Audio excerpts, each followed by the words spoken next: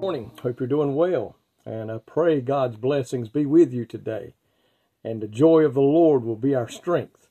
And I want to talk to you today in the book of Ephesians, chapter 6, starting in verse number 10, and from there to verse 17 in the study Bible. It's described as the whole armor of God. And I want to look at this, and he's saying, "Finally, my brethren, be strong in the Lord and in the power of his might. Put on the whole armor of God, that ye may be able to stand against the wiles of the devil.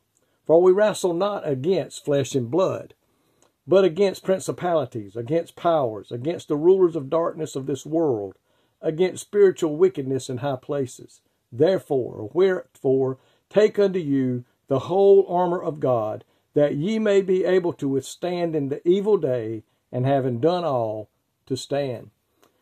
In the next few verses there, Paul describes what these weapons are and the whole armor of God. It says to have your loins girt with truth, the breastplate of righteousness. And I've been told that that's to protect your heart. And it says your feet shod with the gospel of peace. We're in a war. We're in a battle with the devil.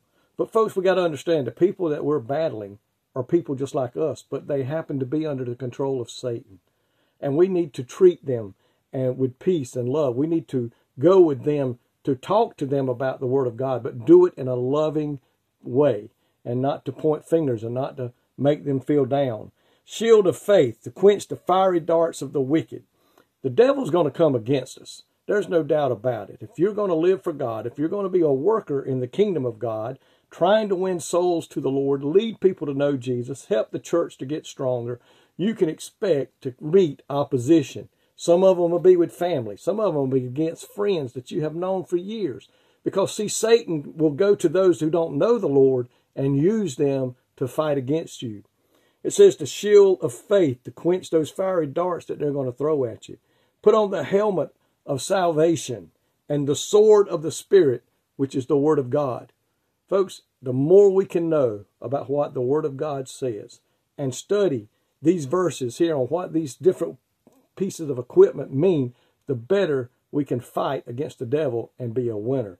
But the one thing we must understand, that being a child of God does not paint a rose garden. It doesn't make a smooth path from here to heaven. We're going to have to endure hardships. We're going to have to defend the gospel. We're going to have to fight the good fight against the evilness of this world. Folks, it's going to come against us. But we got to understand one thing. In the end, we're on the side that wins the battle. The war is already won.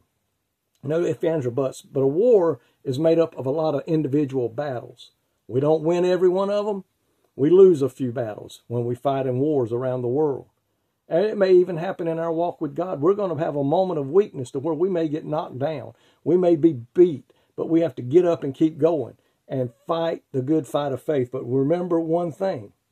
We cannot fight this fight in our own power. We cannot do that. We can't win.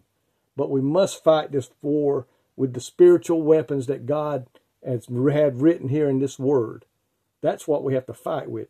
Don't think you can go out there and beat them by yourself. You can't do it.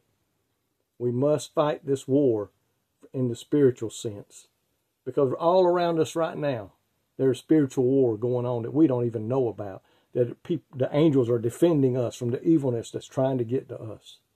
So look at chapter 6 in the book of Ephesians. Start in verse 10 and go through verse 17. Study this part of the Bible.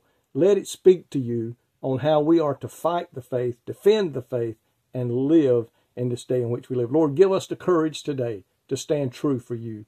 Give us the courage today to know that when we step out, you're going to go with us. The Holy Spirit will be with us. To arm ourselves with your word. Have it deep within our being.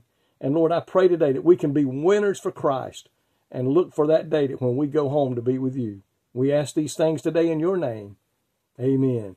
May God richly bless you today is my prayer.